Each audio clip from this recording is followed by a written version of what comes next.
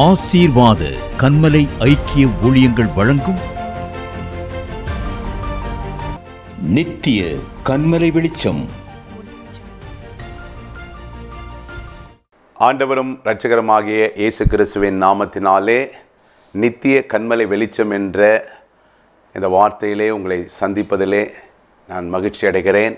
தொடர்ந்து இந்த வார்த்தையை கேட்டுக்கொண்டிருக்கிற அருமையான தேவனுடைய பிள்ளைகளுக்கு நான் கர்த்தரை ஸ்தோத்திரிக்கிறேன். இந்த வேளையிலே ஆண்டவர் இந்த நாட்களிலே கொடுக்கப்பட்ட நித்திய கன்மலை வெளிச்சத்தில் ஆண்டவர் இந்த நாட்களிலே அருமையான மரியாள் என்ற ஒரு பாத்திரத்தை நாம் பார்க்கிற பொழுது தேவனுடைய தயவு அந்த மகள் மேல் கிருபை இருந்ததுனாலே, அந்த தேவனுடைய வெளிச்சம் அந்த வாலிப மகள் மேல் பட்டதுனாலே உலக இரட்சகரை பெற்றெடுக்கிற ஒரு பாக்கியத்தை அவள் பெற்றிருந்தார்.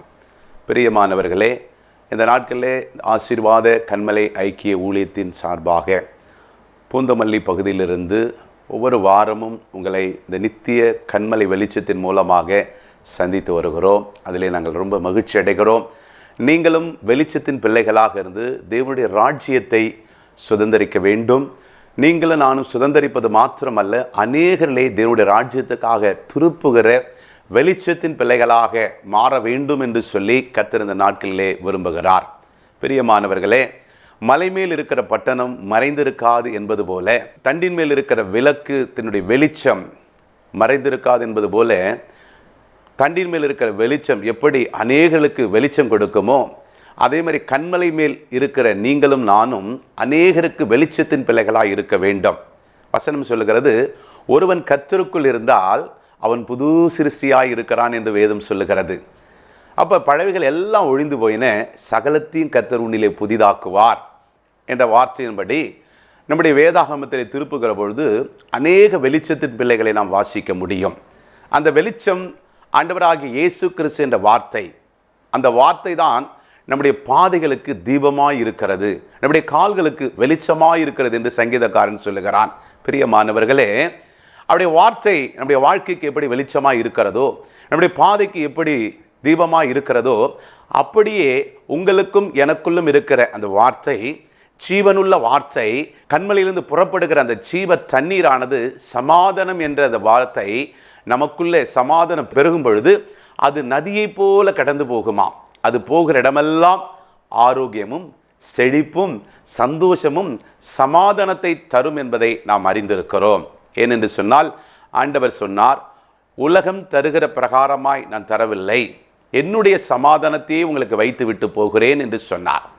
மனிதனுடைய சமாதானம் தற்காலிகமானது. பிரியமானவர்களே, ஆண்டவர் கொடுக்கிற சமாதானமும் நிரந்தரமானது, நித்தியமானது, அநித்தியமானது, அது மாறாதது, அது மகிமையானது, அது பிதாவினுடைய சமாதானம், தேவனுடைய அன்பு நிலைத்திருக்கிறது. அதனால்தான் இந்த வெளிச்சத்தின் பிள்ளைகள், அதாவது நித்திய கன்மலை வெளிச்சத்தில், அந்த கன்மலையிலே ஆண்டவரை சந்தித்த மோசேயினுடைய முகம் எப்படி மிகவும் ஒரு வெளிச்சமாக முகம் பிரகாசித்தது போல நாம் வேதாகமத்திலே பார்க்கிற பொழுது அநேக வெளிச்சத்தின் பிள்ளைகளை பார்க்க முடியும். அப்படி என்று சொன்னால், இன்றைக்கு நம்முடைய வாழ்க்கையில் நாம் எப்படி இருக்கிறோம்? உலகத்தினுடைய பிள்ளைகளுக்கும் உன்னதமான தேவனுடைய பிள்ளைகளுக்கும் வித்தியாசம் உண்டு. ஆண்டவர் சொல்லியிருக்கிறார், நான் உலகத்துக்குரியவன் அல்ல, அதுபோன்று நீங்களும் உலகத்துக்குரியவர்கள் அல்ல, நான் பரத்துக்குரியவர், அப்படியே நீங்களும் பரத்துக்குரியவர்கள் என்று சொல்லியிருக்கிறார். அப்படி என்று சொன்னால், உங்களுக்குள்ள எனக்குள்ள அந்த வெளிச்சம் இருக்க வேண்டும். உலகம் அல்ல. ஏன்னா உலகத்தின் அதிபதி இந்த உலகத்துக்கு அதிபதியாக இருக்கிறான். இந்த உலகத்தில் எல்லாமே உலகத்தின் அதிபதியுடைய கண்ட்ரோல் இருக்கிறது. ஆனால் நீங்கள் நானும் பரத்துக்குரியவர்கள்.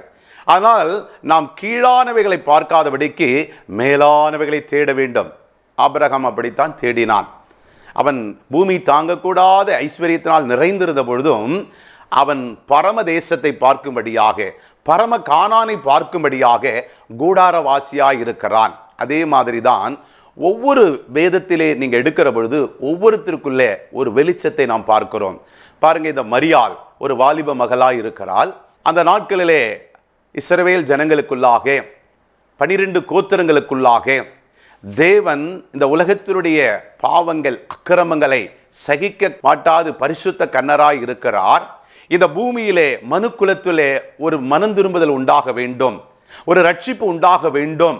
எத்தனையோ பழைய ஏற்பாட்டிலிருந்து புதிய ஏற்பாட்டு வரைக்கும் பார்த்தீங்கன்னா எத்தனையோ பலிகள், எத்தனையோ விதமான சடங்காச்சாரங்கள், எத்தனையோ விதமான மத காரியங்கள், எத்தனையோ விதமான ராஜாக்கள், பிரபுக்கள், தீர்க்கதரிசிகள் வந்து போன பொழுதும் இந்த உலகத்திற்கு பாவ மன்னிப்பை தர ஒருவராலும் முடியவில்லை. அதுதான் பிதாவாகிய தேவன் மனுபுத்திரரை கண்ணோக்கி பார்க்கிறார். பாவத்தினால் உலகம் கரைபட்டு இருக்கிறது, அக்கிரமம் அநியாயத்தினால் நிறைந்திருக்கிறது. சோதோம் கொமோரா பட்டணத்தின் பாவத்தை போல உலகம் எங்கிலும் மனுக்குலத்திலே பாவம் தண்ணீரை போல ஜனங்கள் பருகி கொண்டிருக்கிறார்கள். அப்பேற்பட்ட சூழ்நிலையில அந்த நாட்களிலே உங்களை போல என்னை போன்றுள்ள ஒரு மரியாள், யாரென்றே அதுவரைக்கும் தெரியாத மரியாள், கர்த்தருக்கு பிதாவாகிய தேவனுக்கு இஸ்ரவேல் யூத ஜனங்களுடைய வழக்கத்தின்படியே சினகாக்கிலே ஆண்டவர் அவளை தேவாலயத்திலே அந்த நாட்களிலே அவர்களோடு தேடி இருக்க வேண்டும். பிரியமானவர்களே, இங்க பாருங்க, அந்த மரியாளை லூக்கா 1ஆம் அதிகாரம் 28ஆம் வசனம் சொல்லுகிறது, அவள் இருந்த வீட்டில் தேவ தூதன் பிரவேசித்து, கிருபை பெற்றவளே வாழ்க, கர்த்தர் உன்னோடு இருக்கிறார் என்று சொல்லுகிறதை நாம் பார்க்கிறோம். கிருபை பெற்றவளே, ஏன்னா ஸ்தோத்திரம் பண்ண பண்ண நமக்கு கிருபை பெருகி கொண்டே இருக்குமா. அப்ப பாருங்க, அந்த மரியாள் தேவனுக்கும் அவளுக்கும் எவ்வளவு உறவு மேம்பட்டு இருந்தால், எவ்வளவு ஐக்கியம் இருந்தால், எவ்வளவு தேவனுக்கு அவள் பிரியமாய் தன்னுடைய வாலிப நாட்களிலே நடத்தியிருந்தால், கர்த்தரை நோக்கி பார்த்திருந்தால், ஒரு தேவ தூதன் உலக இரட்சகராகிய ஆண்டவராகிய இயேசு கிறிஸ்துவை இந்த மனுக்குலத்திலே கற்பத்திலே பிறப்பதற்காக ஒரு கன்னி மரியாள், அதுவும் அவர் திருமணமாகவில்லை, யூதருடைய சட்டத்தின் பிரகாரம், இஸ்ரவேல் ஜனங்களுடைய சட்டத்தின் பிரகாரம் பார்த்தீங்கன்னா ஒரு கன்னி பெண், திருமணமாகாத பெண் பிள்ளையை பெற்றெடுத்தால் அது மிகுந்த உலகத்திலே அது குற்றம்தான். அதில் யூதர்கள் கல்லெறிந்து கொள்ளுவார்கள். அப்பேற்பட்ட நடைமுறை உள்ள சட்டம் உள்ள அந்த இடத்திலே பாருங்க, அந்த தூதன் வந்து கிருபை பெற்றவளே வாழ்க, கர்த்தர் உன்னோடு இருக்கிறார் என்று சொல்லுகிறதை பார்க்கிறோம். ஸ்திரீகளுக்குள்ளே நீ ஆசீர்வதிக்கப்பட்டவள் என்று சொல்லுகிறதை பார்க்கிறோம். 29ஆம் வசனம் சொல்லுகிறது, அவளோ அவனை கண்டு அவன் வார்த்தையினால் கலங்கி இந்த வாழ்த்துதல் எப்படிப்பட்டது என்று சிந்தித்து கொண்டிருந்தால், 30 தேவ தூதன் அவளை நோக்கி, மரியாளே பயப்படாதே, நீ தேவனிடத்திலே கிருபை பெற்றாய் என்று சொல்லுகிறதை பார்க்கிறோம். பாருங்க, இவளுக்கு ஒரு பக்கம் குழப்பம், நான் திருமணமாகலை, முதலாவது இந்த வாழ்த்து எப்படி பெற்றதோ என்று சொல்லி அவள் கலங்கி நிற்கிறாள். அப்போ தேவதூதன் அவளை நோக்கி, நீ ஏன் பயப்படுற? ஏன்னா ஒரு திடீர்னு நாம் இருக்கிற அறைகளில் ஒரு மிகப்பெரிய ஒரு வெளிச்சம் வந்து ஒரு தூதர்கள் நம்மை சந்திக்கிறாள் என்று சொன்னால் யாருக்கும் பயம் வரத்தான் செய்யும். நன்றாக ஜெபிக்கிறவள் தான், ஆண்டவரோடு உறவில் இருக்கிறவள் தான். ஆனாலும் அந்த அறையை முழுவதும் தேவ தூதர்களால் அந்த பிரசன்னம் நிறைகிற பொழுது அவள் நடுங்கி பயந்து இருக்கிறாள். அதுவும் நேருக்கு நேராக அந்த சத்தம் கேட்கிற பொழுது அவள் இது எப்படி இருக்குமோ என்று சொல்லி கலங்கி நிற்கிறாள். அப்படி அருமையான தேவனுடைய பிள்ளைகளே, தேவ ஜனமே, பிரியமானவர்களே, இந்த நாட்களிலே அந்த ஆண்டவராகிய இயேசு கிறிஸ்து இந்த நற்செய்தி நாட்களிலே உங்கள் இருதயத்திலும் என் இருதயத்திலும், அன்றைக்கு மரியாள் தன்னுடைய கற்பத்திலே சுமந்தாள். இன்றைக்கு நீங்களும் நானும் ரட்சிக்கப்பட்டு மனம் திரும்பி ஞானஸ்தானம் பெற்று அவருடைய பிள்ளைகளாய் அபிஷேகம் பண்ணப்பட்டு அப்பா பிதாவே என்று அழைக்கக்கூடிய ஒரு புத்திர சுவிகாரத்தை பெற்றிருக்கிற நீங்களும் நானும் ஆவியிலே அவரை பெற்றெடுக்க வேண்டும். அப்பொழுது அதான் வசனம் சொல்லுகிறது, ஒருவன் கர்த்தருக்குள் இருந்தால் அவன் புது சிருஷ்டியாயிருக்கிறான், அவன் கர்த்தரை போல செபிப்பான், அவன் கர்த்தரை போல வாழ்வான், அவன் இயேசுவை போல அவனுடைய குணாதிசயம் இருக்கும். ஏனென்று சொன்னால் ஆண்டவர் சீஷர்களை பார்த்து சொல்லுகிற பொழுது சொல்லுகிறார், என்னை பின்பற்றுகிறவன் என்னை காட்டிலும் அதிகமான கிரியைகளை செய்வானா. அல்லேலூயா. அப்போ பாருங்க, நாம் அவரை பின்பற்றுகிற பொழுது அவரை போலவே மாற முடியும், அவரை போலவே செபிக்க முடியும், அவரை போலவே பிதாவின் சித்தத்தை நிறைவேற்ற முடியும். பாருங்க, இவள் ஒரு வாலிப மகள், ஒரு வாலிப கன்னி பெண்ணாய் இருக்கிறாள். அப்ப இந்த வாழ்த்துதல் அவளுக்கு பயத்தையும் ஒரு நடுக்கத்தையும் கொண்டு வருகிறது. தொடர்ந்து நீங்கள் அதை வாசிக்கிற பொழுது, நீ கற்பவதியாகி ஒரு குமாரனை பெறுவாய், அவருக்கு இயேசு என்று பெயரிடுவாயாக, அவர் பெரியவராயிருப்பார், உன்னதமானவருடைய குமாரன் எனப்படுவார், கர்த்தராகிய தேவன் அவருடைய பிதாவாகிய தாவீதின் சிங்காசனத்தை அவருக்கு கொடுப்பார். இப்ப நீங்களும் நானும் அந்த இடத்துல இருந்தா எப்படி யோசிச்சிருப்போம்? இது என்ன இருக்கு, கல்யாணம் ஆகலை, திடீர்னு வந்து ஒரு கர்ப்பமாயிடுவோம் அப்படின்னு சொன்னால் இந்த உலகம், சொசைட்டி என்ன நினைக்கும், நம்ம குடும்பத்தார் என்ன நினைப்பாங்க, நம்முடைய இனத்தார் என்ன நினைப்பாங்க அப்படின்ற ஒரு பயம் இருக்கும். ஆனால் அந்த பயம்தான் இவளுக்குள்ளும் இருக்கிறது. ஆனால் இந்த தேவ தூதன், நீ கர்ப்பவதியாகி ஒரு குமாரனை பெறுவாய், அவருக்கு இயேசு என்று பெயரிடுவாயாக. அவர் பெரியவராய் இருப்பார், உன்னதமானுடைய குமாரன் என்னப்படுவார். கர்த்தராகிய தேவன் அவருடைய பிதாவாகிய தாவீதின் சிங்காசனத்தை அவர் கொடுப்பார். அவர் யாக்கோபின் குடும்பத்தாரையும் என்றென்றைக்கும் அரசாளுவார், அவருடைய ராஜ்யத்துக்கு முடிவிராது என்று சொல்லுகிறார். அப்பா, அப்பேற்பட்ட ஒரு தேவாதி தேவன், ராஜ்யங்களுக்கெல்லாம் தகப்பன், அண்ட சராசரங்களையும் படைத்தவர், பிதாவாகிய தேவனுடைய ஒரே பேரான குமாரனை பெற்றெடுக்கக்கூடிய ஒரு பாக்கியத்தை இந்த மரியாள் கனவுல கூட கண்டெடுக்க மாட்டான். ஏதோ பிள்ளைங்களை பெற்றெடுத்தா நல்லது, அழகா இருந்தது, கலரா இருந்தது, அறிவு நிறைந்து இருந்தது, விசேஷித்தமான குழந்தை அப்படின்னா கூட பரவாயில்ல. உலக ரட்சகர் ஆண்டவராகிய இயேசு கிறிஸ்து கடவுள் மூலமாக, பரிசுத்த ஆவியான், தூய ஆவியானவர் மூலமாக கர்ப்பவதியாகி ஒரு குமாரனை பெறுவாய் என்பது நாம் கற்பனையில எட்டி பார்க்க முடியாத காரியம். அப்ப அதற்கு அவள் இந்த வாழ்த்துதல், இந்த காரியம் எப்படி இருக்குமோ என்று சொல்லி கலங்கி நிற்கிற வேளையிலே இன்னென்ன விதமாய் அவர் இருப்பார் என்பதை தேவ தூதன் அவளுக்கு அறிவிக்கிறதை பார்க்கிறோம். பிரியமானவர்களே, இந்த நற்செய்தி மாதத்தின் நாட்களில், இந்த டிசம்பர் மாதத்தில் நீங்கள் பார்த்தீர்கள் என்று சொன்னால், இன்றைக்கு நாமும் நீங்கள் பார்த்து கொண்டிருக்கிற அநேக வாலிப பிள்ளைகள் இருப்பீங்க, அநேக ஊழியக்காரங்க இருப்பீங்க, வாலிபர்கள் இருப்பீர்கள். இதை பார்க்கிற ஆண்டவரை அறியாத அந்நிய ஜனங்கள் இருப்பார்கள். நீங்கள் யாரா இருந்தாலும் அப்போ அந்த மரியாளுக்கு கிடைத்த பாக்கியம் உங்களுக்குள்ள வர வேண்டும் என்று சொன்னால் நீங்களும் வெளிச்சத்தின் பிள்ளைகளாய் மாற வேண்டும். அவரை போல, ஏன்னா பாவத்தை அறியாத பரிசுத்த கண்ணர், பரிசுத்தம் இல்லாமல் ஒருவரும் அவரை தரிசிக்க முடியாது. அப்ப நீங்க பாவத்தை வெறுத்து நீதியை பிரசங்கிக்க வேண்டும், பாவத்துக்கு மரித்து நீதிக்கு பிழைக்க வேண்டும். அப்பொழுதுதான் நீதிபாரராகிய இயேசு கிறிஸ்துவை நீங்கள் தரிசிக்க முடியும், அவரோடு உறவாட முடியும், அவரை போலவே மாற முடியும். அப்பொழுது ஆவியிலே அவரை நீங்கள் பெற்றெடுக்க முடியும்.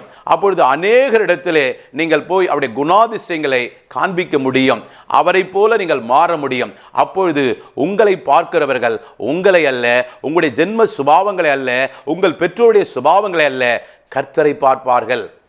அதனால்தான் ஒருவன் கர்த்தருக்குள் இருந்தால் புது சிருஷ்டியாய் இருக்கிறான். தன்னுடைய தாய் தகப்பன் இணைத்த வித்துல அதுல அந்த சுபாவம் அல்ல, கர்த்தருடைய சுபாவம், கர்த்தருடைய வித்து, கர்த்தருடைய ரட்சிப்பு அவனுக்குள்ள இருக்கும் என்று சொன்னால் அவன் இயேசு கிறிஸ்துவை போல மாறுவான். சேவானை பார்க்கிற பொழுது அப்படித்தான் அவன் இருக்கிறான். ஆண்டவராக இயேசு கிறிஸ்து கல்வாரி சிலுவையில் எப்படி அந்த ரோம போர்ச்சவர்களால் தாக்கப்பட்டு கொலை செய்யப்படுகிற பொழுது, அந்த யூதர்களால் அவர்கள் மரணத்துக்கு ஒப்பு கொடுக்கிற பொழுது, அவளை சிலுவையில் அறைந்த பொழுது அவளுக்காக எப்படி பரிந்து பேசினாரோ, அதே மாதிரி தான் ஸ்தேவானும் தன்னை கல்லெறிந்த ஜனங்களுக்காக தன்னை ஒப்பு கொடுக்கிறதை பார்க்கிறோம். பாருங்க, இந்த மரியாளும் அந்த வெளிச்சம், தேவனுடைய பரலோகத்தினுடைய வெளிச்சம், பிதாவாகிய தேவனுடைய மகிமை, தேவனுடைய கிருபை அவள் மேலே பரிசுத்த ஆவியானவர் நிழலிட்டதனால தேவகுமாரனை பெறுகிற ஒரு பாக்கியத்தை பெற்றிருக்கிறார். இன்றைக்கு அருமையானவர்களே, இந்த உலகத்தில் நீங்கள் எவ்வளவோ பொருளை, உலகத்தை, இன்னும் எத்தனையோ இந்த உலகம் முழுவதையும் நீங்கள் சம்பாதித்திருக்கலாம். ஒருவன் உலகம் முழுவதையும் ஆதாயப்படுத்தி தன் ஜீவனை நஷ்டப்படுத்தினால் அவனுக்கு லாபம் என்ன? வசனம் சொல்லுகிறது. அப்படி என்று சொன்னால் நீங்கள் உலகம் முழுவதையும் ஆதாயப்படுத்தி அந்த இடத்துல ஜீவனுள்ள தேவன் ஆண்டவராகிய இயேசு கிறிஸ்து இல்லை என்று சொன்னால் உங்களிடத்தில் வெளிச்சம் இருக்காது, இருளில் இருப்பீர்கள். ஆனால் பாருங்க, கப்பர்நகூமில் ஆண்டவர் வருகிற பொழுது அங்கே இருளில் இருக்கிற ஜனங்கள் ஆண்டவராகிய இயேசு கிறிஸ்துவினுடைய வார்த்தையை கேட்ட பொழுது, அவரை பார்த்த பொழுது மிகப்பெரிய வெளிச்சத்தை கண்டார்கள் என்று வேதம் சொல்லுகிறது.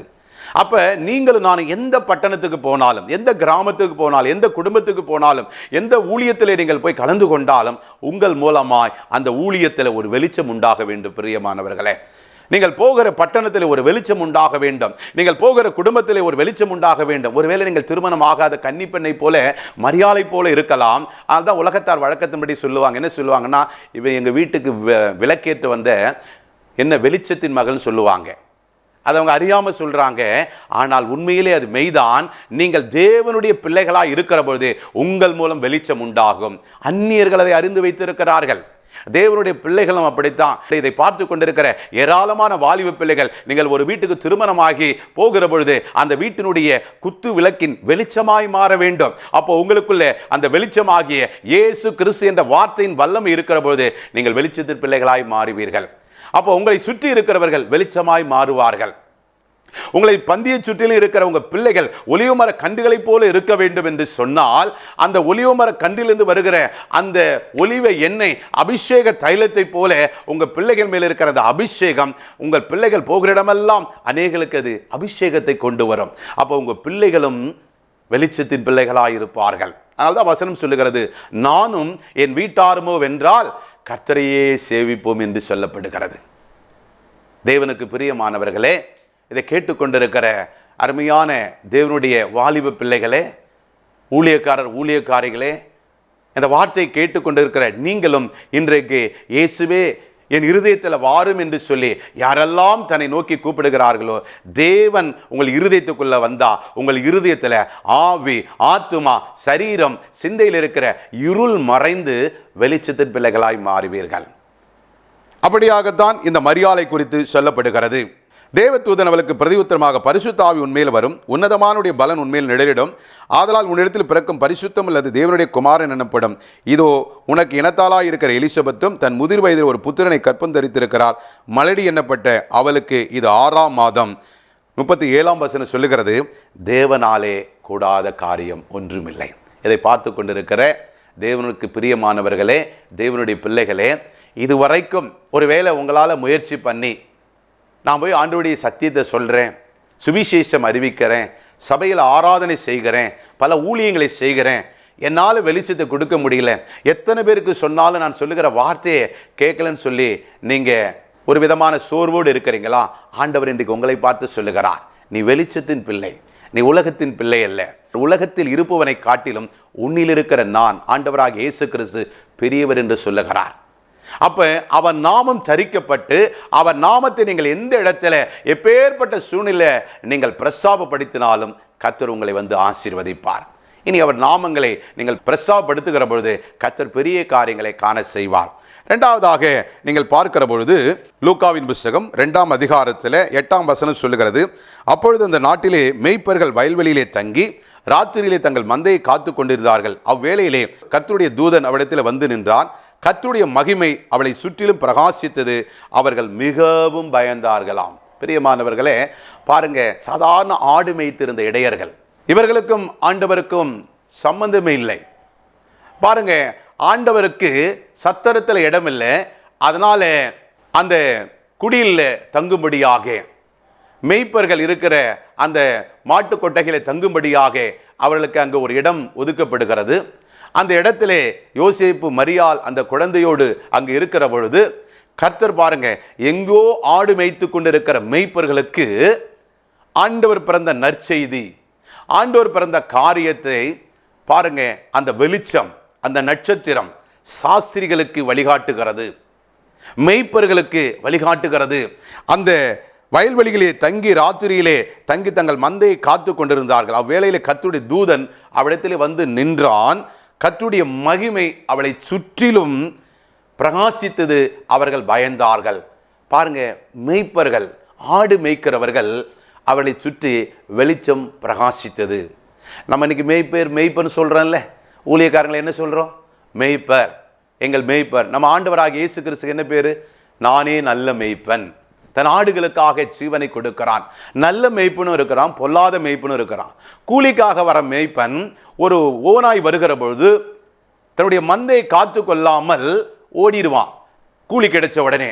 ஆனால் நல்ல மேய்ப்பனும் தன் ஆடுகளுக்காக ஜீவனையும் கொடுப்பார். பிரியமானவர்களே, நீங்களும் நானும் அவரை போல நல்ல மேய்ப்பனாக இருந்தால் நம்ம ஒரு சுவிசேஷம் அறிவித்து ஆண்டவருடைய ராஜ்யத்தை சொல்லி நமக்கு நிறைய பாடுகள் வரும், உபத்திரம் வரும், அவமானம் வரும், நிந்தை வரும், ஏன் ஜீவனே போகிற அளவுக்கு வரும். எல்லாவற்றையும் யோபுவை போல இழக்கிற ஒரு நேரம் வந்தாலும், என்னை கொன்று போட்டாலும் அவர் நாமத்தை நான் என்ன பண்ண மாட்டேன்? மறுதலிக்க மாட்டேன், பின்வாங்க மாட்டேன், அவர் விட்டு விலகவே மாட்டேன். சங்கீதக்காரனும் தீவிரமாய் சொல்லுகிறதை நீங்கள் பார்க்க முடியும். யோபுடைய காரியத்தில் நீங்கள் அறிந்து கொள்ள முடியும். நல்ல மேய்ப்பன் தன் ஆடுகளுக்காக ஜீவனையும் கொடுக்கிறான். ஆனால் பொல்லாத மேய்ப்பனோ, கூலிக்கார மேய்ப்பனாய் இருக்கிறவன், கூலி கிடைச்ச உடனே போயிடுவான். நீங்களும் நானும் நல்ல மேய்ப்பனுடைய பிள்ளைகளாக இருக்கிறோம். பாருங்க, இந்த இடையர்கள், இந்த ஆடு மேய்ப்பவர்கள் நல்ல மேய்ப்பர்கள். அநேக நேரத்தில் பார்த்தீங்கன்னா ஓநாய்கள் துஷ்ட சிங்கங்கள் தாவீதின் நாட்களில் பாருங்க, அவன் ஆடுகளை மேய்த்து கொண்டிருக்கிற பொழுது ஓநாய் வந்து ஒரு ஆட்டை பிடிக்கிற பொழுது தன்னுடைய கரங்களை போராடி அதனுடைய வாயிலிருந்து தப்புவித்து கொண்டு வந்து மந்தையிலே சேர்க்கிற தாவீது முன்மாதிரியாக இருக்கிறான். அதுதான் ஆண்டவர் எருசலேமிலே ஆண்டவருக்காக அந்த ஸ்தலத்தை அவன் ஆயத்தப்படுத்தின பொழுது யோசுவாவின் நாட்களில் கூட அது பிடிக்கப்படவில்லை. ஆனால் தாவீது அந்த எருசலேமை மீட்டு அது மகாராஜாவின் நகரத்துக்காக எருசலேமை ஆண்டவருக்கென்று அதை வைராகியமாய் அந்த எருசலேமை அவரை பணிந்து கொள்ளுகிற, அவரை ஆராதிக்கிற மகாராஜாவின் நகரமாய் மாற்றப்படுகிற பொழுது தேவனுடைய இருதயம் எவ்வளவு சந்தோஷப்படுகிறது. ஒரு பக்கம் கோலியாத்தை முறியடிக்கிறான், பெலிஸ்தியனை முறியடிக்கிறான். மறுபக்கம் தன்னுடைய ஆடுகளுக்காக ஜீவனையை கொடுத்து அந்த ஆடை அந்த ஓநாயின் வாயிலிருந்து தப்புவித்து கொண்டு வருகிறான். மறுபக்கம் ஆண்டவராகிய இயேசு அந்த பிதாவாகிய தேவன் கர்த்தருக்கு அந்த எருசலேம் பட்டணத்தை பிடித்து அதை தன் தேவன் பட்டணமாய் கர்த்தர் பட்டணமாய் அவன் கொண்டு வருகிறதை பார்க்கிறோம். அப்பொழுது அப்படி இருதயம் சந்தோஷப்படுகிறது. இதை கேட்டுக்கொண்டிருக்கிற தேவ பிள்ளையே, தேவனுடைய ஊழியக்காரியே, தேவனை அறிந்தவர்களே அறியாதவர்களே, தேவனுக்காக நீங்கள் எதை செய்தாலும் அது தேவனுக்காக செய்ய வேண்டும், மனிதர்களுக்காக அல்ல. அப்பொழுது தேவனுடைய இருதயம் சந்தோஷப்படும். அதனால்தான் மனிதனுக்கென்று செய்யாமல் நீங்கள் எதை செய்தாலும் அதை கர்த்தருக்கென்று செய்ய வேண்டுமா? அப்பொழுது கர்த்தருடைய இருதயத்தில் ஒரு சந்தோஷம் பிறக்கிறதை பார்க்க முடியும். பாருங்க, இந்த ஆடு மேய்த்து இருந்தவர்கள் இரவில் குளிரில் பனியில் எவ்வளோ அந்த தேசத்தில் இருக்கும். ஆனால் அந்த வேலையெல்லாம் அவர் ஆடு மேய்க்கிறவர்களுக்கு தூதன் தன்னை வெளிப்படுத்தி இப்படிப்பட்ட காரியத்தை அறிவிக்கிற பொழுது, சாஸ்திரிகளுக்கு அறிவிக்கப்படுகிற பொழுது அவர்களுக்கு நட்சத்திரம் வழிகாட்டுகிறது. அந்த நட்சத்திரத்தை அவங்க ஃபாலோ பண்ணி அப்படியே வந்து ஆண்டவர் தங்கியிருந்த அந்த இடத்துல அந்த குடியில் வந்து அவரை பணிந்து கொள்ளுகிறார்கள். அப்படின்னா இன்றைக்கு ஆண்டவராகிய இயேசு கிறிஸ்து உங்களுக்கு வழிகாட்டுகிற நட்சத்திரமாக, வெளிச்சமாக, வாழ்க்கையின் திறவுகோலாக, வார்த்தையின் அபிஷேகமாக, ஆண்டவருடைய வார்த்தை மகிமையாக, ஆண்டவர் வார்த்தையிலே அற்புதமாக கர்த்தர் உங்களுக்கு வெளிச்சமாக இருப்பார். ஒருவேளை இருளோடு இருக்கிறீங்களா? எவ்வளோ ஊழியம் செஞ்சுட்டேன், எத்தனையோ வருஷமாக சர்ச்சு நடத்துகிறேன், எனக்கு சரியான ஆத்துமாக்கள் கிடையாது, அடுத்த ஊழியத்தில் முன்னேற முடியலை, எதிர்ப்பு, போராட்டம், பிரச்சனை, இப்படிப்பட்ட இருளான காரியங்கள், வியாதி, தருத்தரம், இன்னும் பல போராட்டங்களில் நான் சிக்கியிருக்கிறேன் ஐயா அப்படின்னு சொல்கிறீங்களா? ஆண்டவர் சொல்லுகிறார், இன்றைக்கு உன் தடைகளை மாற்றி போடுகிறார். ஆண்டவருடைய வெளிச்சம் உனக்கு முன்பாக கடந்து போகிற பொழுது எப்பேற்பட்ட மரண இருள் இருந்தாலும் தேவன் அதை வெளிச்சமாய் மாற்றி விடுவார். அதனால தான் வசனம் சொல்லுகிறது, மரணமே உன் கூர் எங்கே, பாதாளமே உன் ஜெயம் எங்கே? மரணத்தை வென்றவர், பாதாளத்தின் வாசலை மேற்கொண்டவர் ஆண்டவராகிய இரட்சகராகிய இயேசு கிறிஸ்து உங்களோடு இருக்கிறார், என்னோடு இருக்கிறார். அப்போ அந்த ஜீவாதிபதி, ஜீவனை கொடுக்கிறவர், அவர் முகம் பிரகாசிக்கிற ஒரு வெளிச்சமான ஒரு காரியம், அவருடைய வார்த்தையிலே வல்லமை உள்ளது, அவர் ஜீவனுள்ள வார்த்தை அவரிடத்தில் இருக்கிறது. அதனால தான் இவர்கள் அந்த வார்த்தையை கேட்டபொழுது ஒரு தூதனை தன்னை தோன்றி இப்படிப்பட்ட சங்கதிகளை அறிவிக்கிற பொழுதே அவருடைய முகங்கள் பிரகாசம் அடைகிறது, நடுங்குகிறார்கள், அவளை சுற்றி ஒரு வெளிச்சம் இருக்கிறது. பிரியமானவர்களே, எப்பொழுது நீங்கள் வெளிச்சத்தின் பிள்ளைகளாய் இருக்க வேண்டும் என்று சொன்னால் கன்மலையிலே நீங்கள் இருக்க வேண்டும்.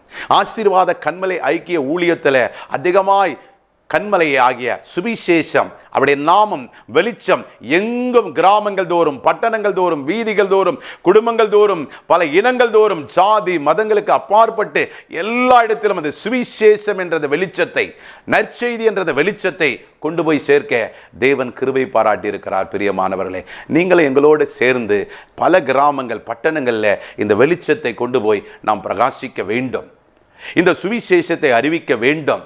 அவர் நமக்கு நன்மை செய்கிறாவே சுற்றி திரிந்து விடுதலை கொடுத்தார். பிசாசின் பிடியில் இருந்தவர்களை, அக்கிரம கட்டுகளில் இருந்தவர்கள் அடிமைத்தனத்திலிருந்து விடுதலை ஆக்கும்படியாக நன்மை செய்கிறாராகவே சுற்றி திரிந்த அவர் வெளிச்சத்தின் மகனாய், வெளிச்சத்தின் பிள்ளையாய், பரலோகத்தினுடைய பிதாவுடைய ஒரே பேரான குமாரனாய், அவருடைய வலது பாரசிலே உட்கார்ந்திருக்கிறவராய், அந்த ஜீவ புஸ்தகத்தை வாங்குவதற்கு ஒரே தகுதி பெற்றவராய் இருந்தார் ஆண்டவராகிய இயேசு கிறிஸ்து. பிதாவுடைய முக வெளிச்சம் அவரை எப்பொழுதும் பிரகாசித்தது. பிரியமானவர்களே, அப்படியாக இந்த நாட்களிலே நீங்கள் தேவனோடு ஐக்கியம் கொள்ள வேண்டும். ஆண்டவராகிய இயேசு கிறிஸ்துவோடு அவருடைய வார்த்தையின்படி கை கொண்டு நம்முடைய வாழ்க்கையில் வார்த்தையும் வழியும் நேராக இருக்க வேண்டும். வெறும் பிரசங்கத்துக்கு மாத்திரம் அல்ல, வெறும் ஊழியத்துக்கு மாத்திரம் அல்ல, கூட்டங்களுக்கு மாத்திரம் அல்ல, நம்முடைய வாழ்க்கை அவருக்கு நேராக இருக்க வேண்டும். அவர்தான் நமக்கு முன்மாதிரி, அவர்தான் நமக்கு ஹீரோ, அவர்தான் நமக்கு வழிகாட்டி, அவர்தான் நமக்கு வாழ்க்கை, அவர்தான் நமக்கு ஜீவன், அவர்தான் நமக்கு சுவாசம், அவர்தான் எனக்கு எல்லாமே என்று சொல்லி யாரெல்லாம் இந்த மரியாள் இந்த வார்த்தையை கேட்ட பொழுது கடைசியில் மரியாள் எப்படி ஒப்பு கொடுப்பாங்கன்னா, ஆண்டவரே நான் உமக்கு அடிமை. இந்த கிருபை பெற்றவள் மரியாள், இன்னொரு மரியாள் இருக்கிறாங்க. அவங்க ஆண்டவருடைய பாதத்தில் உட்கார்ந்து நல்ல பங்கை தெரிந்து கொள்ளுகிற பொழுது, ஆண்டவரே நான் உமக்கு அடிமை என்று சொல்லி தாழ்த்துகிறதை பார்க்கிறோம் பிரியமானவர்களே. அப்ப அந்த முக வெளிச்சம், அவருடைய வார்த்தை என்ற வெளிச்சம், அந்த அபிஷேகம் என்ற வெளிச்சம், அவருடைய ஆலோசனை உங்களுக்கு வர வேண்டும் என்று சொன்னால், அவருடைய வார்த்தை உங்களுக்குள்ள நிலைத்திருக்க வேண்டும் என்று சொன்னால், அந்த வெளிச்சம் உங்களுடைய இருதயத்துக்குள்ளாக, உங்க ஆத்துமாவுக்குள்ளாக, உங்க சிந்தைக்குள்ளாக, உங்க ஆவிக்குள்ளாக, உங்களுடைய சரீரத்துக்குள்ளாக அது ஊடுருகிற பொழுது, அந்த வெளிச்சம் கிரியை செய்கிற பொழுது உங்க அகமும் சரி புறமும் சரி மிகுந்த வெளிச்சம் அடையும். அதான் உள்ளும் புறம்பான உள்ளேயும் வெளியேயும் வெளிச்சத்தை காண்கிற காரியம். ஆண்டவருடைய வழியிலே நாம் நடக்கிற பொழுது நாம் வெறும் ஊழியத்தில் மாத்திரமல்ல, சபையில் மாத்திரமல்ல, எல்லா இடத்திலும் நாம் வெளிச்சத்தின் பிள்ளைகளாக இருக்க வேண்டும்.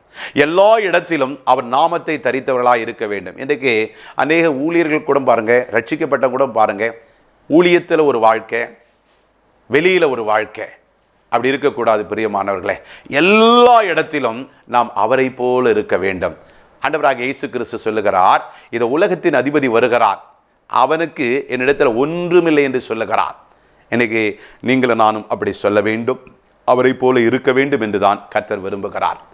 அப்படி என்று சொன்னால் அவருக்கு பிதாவோடு இருந்த அந்த வெளிச்சம், பிதாவோடு இருந்த அந்த ஐக்கியம், அந்த உறவு ஆண்டவராகிய இயேசு கிறிஸ்துவோடு உங்களுக்கு எனக்கும் இருந்து, பரிசுத்த ஆவியானுடைய வழிநடத்தின்படி பாவத்தை கண்டித்து நீதி உணர்த்துகிற பரிசுத்த ஆவியானவரை தரித்து கொண்டு அவர் வழிகாட்டுதலின்படி, அவருடைய ஆலோசனையின்படி, அவருடைய வார்த்தையின்படி நீங்களும் நானும் நடக்கிற பொழுது பிதாவாகிய தேவன் மகிமைப்படுவார் பிரியமானவர்களே.